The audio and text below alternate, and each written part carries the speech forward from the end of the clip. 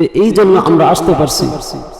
আপনাদের সামনে আমি যে আয়াতে কারিমা তেলাওয়াত করেছি, আল্লাহ তাআলা বলতেছে, ইয়া আইয়ুহাল্লাযীনা আমানুত্তাকুল্লাহ হাক্কা তুকাতিহি ওয়া লা তামুতুন্না ইল্লা ওয়া আনতুম মুসলিমুন। যে হে ঈমানদারগণ, তোমরা আল্লাহ তাআলাকে ভয় করো। ঈমানদারদেরকে আল্লাহ তাআলা ডাক দিয়ে বলতেছে, আল্লাহকে ভয় করো এবং মুমিন খাঁটি মুসলমান না হয়ে কবরে আসবা না।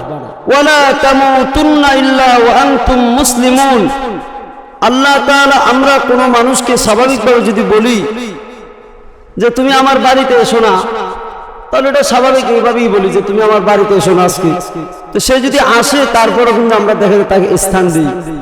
আর যাকে আমরা তাগিদ দিয়া বারবার বলি যে তোমাকে আমার বাড়ির দ্বারের কাছেও যেন না দেখি, খবরদার তুমি যেন আমার বাড়ির দ্বারের কাছেও না আসো, ওই লোকটা কিন্তু আর আসবে না, আসবেই। ঠিক তেমনি ভাবে আল্লাহ তাআলা কোরআনে কারিমের ভিতর এইরকম শব্দ ব্যবহার করে বলতেছে, ওয়ালা তামুতুন্না ইল্লা ওয়া আনতুম মুসলিমুন। কখনোই কোনোভাবে খবরদার, অবশ্যই অবশ্যই খাঁটি মুসলমান না হয়ে মৃত্যুবরণ করো না। আল্লাহ তাআলা তাগিদ দিয়ে বলতেছে, খবরদার হে ঈমানদাররা, খাঁটি মুসলমান না হয়ে ইল্লা ওয়া আনতুম মুসলিমুন, একমাত্র মুসলমান না হয়ে মৃত্যুবরণ করার জন্য আল্লাহ তাআলা নিষেধ করেছে। তো এই খাঁটি মুসলমান ঈমানদার হইতে হইলে আল্লাহ তাআলা আমাদের জন্য কিছু নিয়ামত দান করেছে।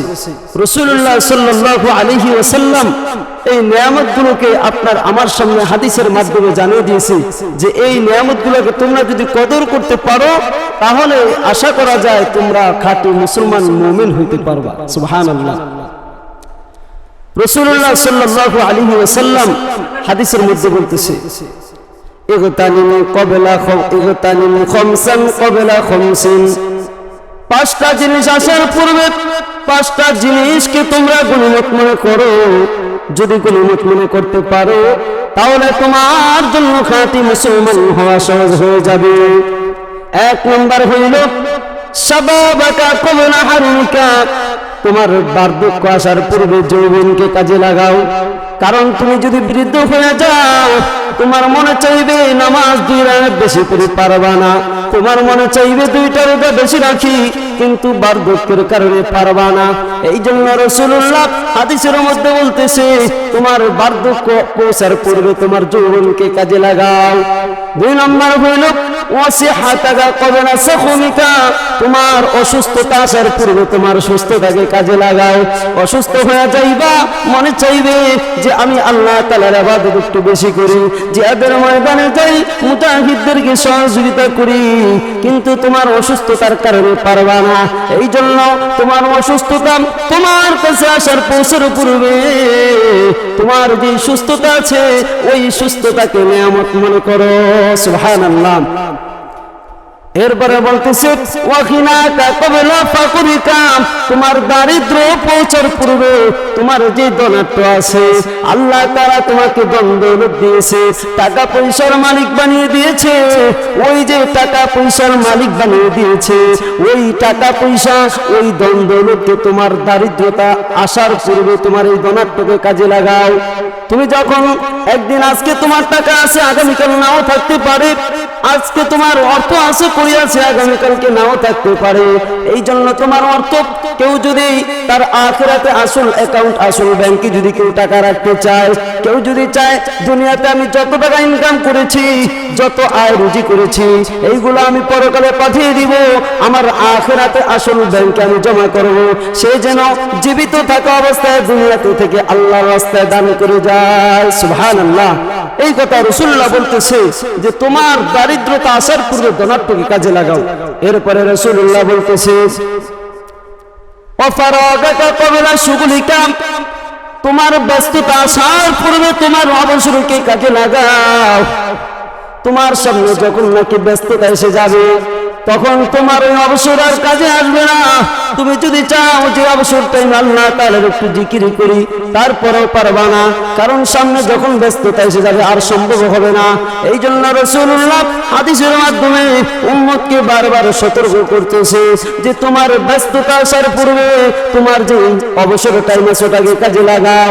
5 নম্বরে রাসূলুল্লাহ বলতেছে যে তোমার আরেকটা বিষয় আছে, সেটা হলো হায়াতাকা ক্বাবলা মাউতিকা, তোমার মৃত্যু আসার পূর্বে তোমার জীবনকে কাজে লাগাও। সুবহানাল্লাহ।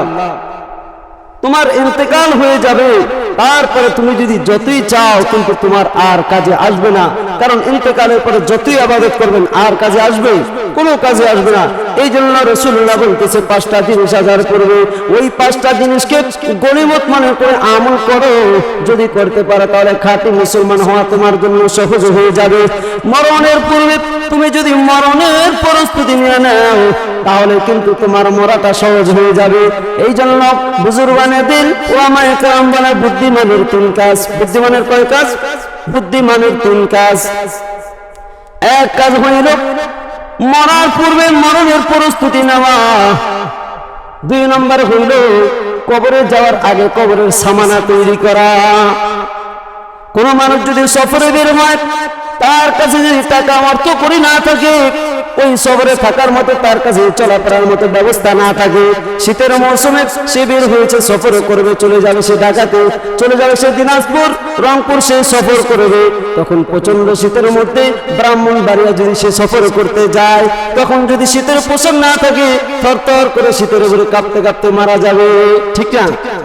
আর যদি শীতের সামানা থাকে ঠিক তেমনি ভাবে কোন মানুষ যদি কবরে যায় আর কবরে যাওয়ার আগে কবরের সামানা যদি তৈরি করে যায়, তাহলে কবরে যাবে আল্লাহ তাআলা ডাক দিয়ে বলবে ইয়া আইয়াতুহান নাফসুল মুতমাইন্না, ও প্রশান্ত আত্মা, ও প্রশান্ত আত্মা, ও প্রশান্ত হৃদয়, ইয়া আইয়াতুহান নাফসুল মুতমাইন্না ইরজিই ইলা রাব্বিকি রাদিয়াতাম মারদিয়া, তোমার প্রতিপালকের দিকে ফিরে আসো।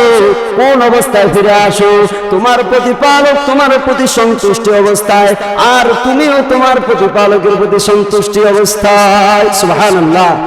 ফাদখুলি ফি ইবাদি ওয়াদখুলি জান্নাতি, ফাদখুলি ফি ইবাদি, আমি আল্লাহ তাআলার বান্দাদের মধ্যে শামিল হয়ে যাও, ওয়াদখুলি জান্নাতি, আর আমি আল্লাহ তাআলার দান করা জান্নাতে প্রবেশ করো। সুবহানাল্লাহ। যদি কবরে যাওয়ার আগে কবরের সামানা তৈরি করতে পারি।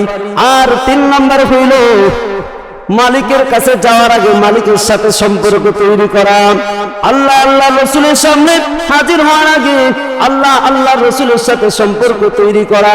অতএব আপনি যদি কোনো বিচারের জন্য এলাকার চেয়ারম্যানের কাছে যান যে আমার একটা বিচার আছে, চেয়ারম্যান সাহেবের কাছে যাইতে হবে, কিন্তু চেয়ারম্যানের সাথে যদি আপনার সম্পর্ক ভালো না থাকে, বিচার কিন্তু আপনার বিরুদ্ধে যাবে। ফয়সালা কি পক্ষে যাবে না বিরুদ্ধে যাবে? ফয়সালা কিন্তু বিরুদ্ধে যাবে। ঠিক তেমনি ভাবে আল্লাহ আল্লাহ রসুলের সামনে যাবেন, কিয়ামতের মাঠে আল্লাহ আল্লাহ রসুলের সামনে দাঁড়াইতে হবে।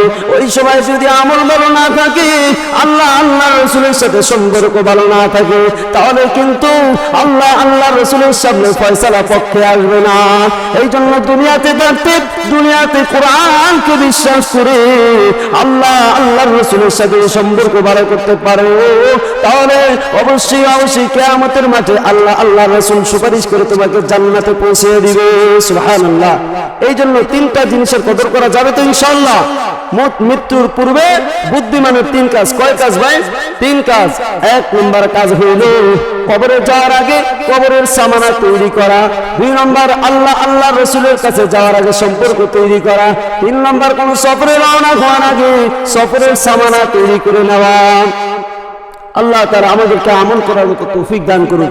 এই জন্য এই কথাগুলোর প্রতি যদি বিশ্বাস করে বুঝে আমল করি, ইনশাআল্লাহ অবশ্যই আল্লাহ তাআলা আমাদেরকে এইগুলা যদি অনুসরণ করতে পারি, আশা করা যায় এইগুলার পিছনে এইগুলার কারণে এইগুলার উসিলা করিয়া আল্লাহ তাআলা আমাদেরকে আসল পথ সঠিক পথ বোঝার মতো তৌফিক দান করবে, দেখিয়ে দিবে। ওয়া আখির দাওয়ানা আলহামদুলিল্লাহি রাব্বিল আলামিন। যারা সুন্নাত সুন্নাত